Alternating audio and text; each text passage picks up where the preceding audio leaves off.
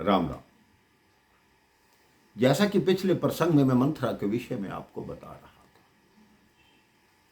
जब मां सरस्वती देवलोक से नीचे आई, देवताओं को कहने लगी कि तुम तो बहुत स्वार्थी हो। देवताओं ने मां से कहा कि मां, प्रभु श्री राम सुख और दुख से परे हैं, कोई ऐसा उपाय बनाओ कि राम गद्दी पर न बैठें और वनवास चले जाएं। अब वो मंथरा की बुद्धि पर, मंथरा की जिह्वा पर आकर मां सरस्वती बैठ गई। मंथरा के कानों में वो ढिंडोरा, वो मनादी शूल के समान चुभने लगी,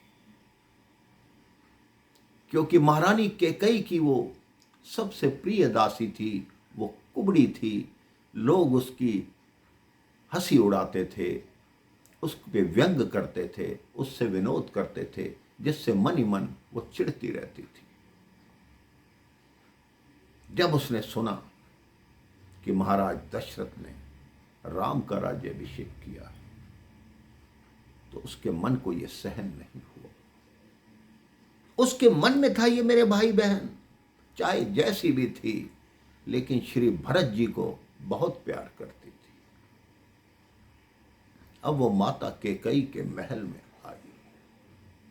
माता कैकेयी को यह सूचना पहले ही मिल चुकी थी कि गद्दी राम को दी जाएगी।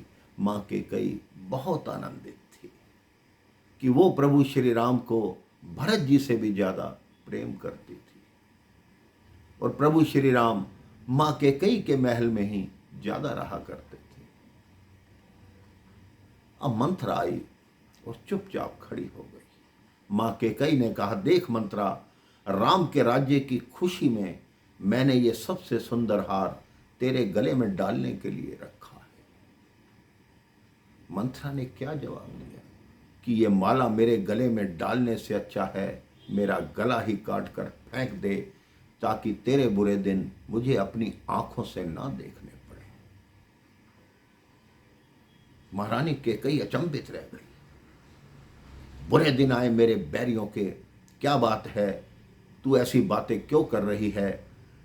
क्या लक्ष्मण ने तुझे कुछ कह दिया? क्योंकि मेरा राम तो ऐसी बात कर ही नहीं सकता। फिर मंथरा ने अपना अगला पासा फेंका कि वो कड़वी बात क्यों कहेगा, अयोध्या का राज्य जो हड़प रहा है। कैकेयी अब बिगड़ गई, क्रोध आ गया।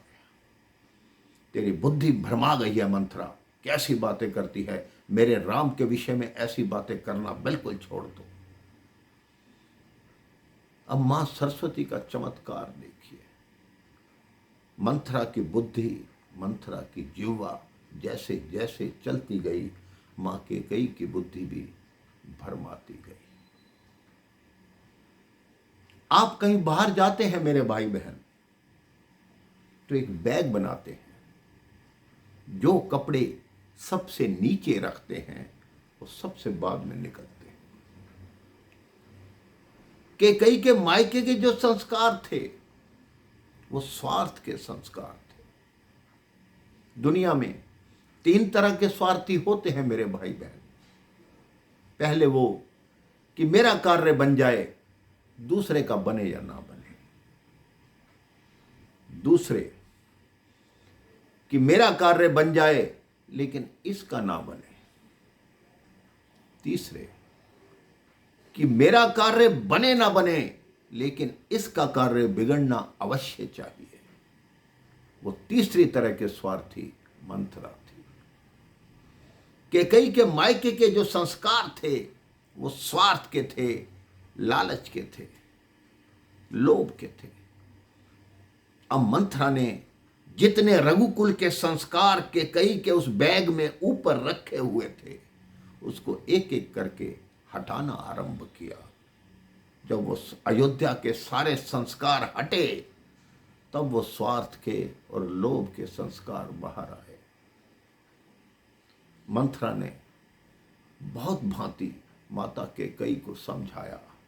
अब क्या क्या समझाया, ये मैं आपको अगले प्रसंग में बताऊंगा। राम राम, जय श्री राम।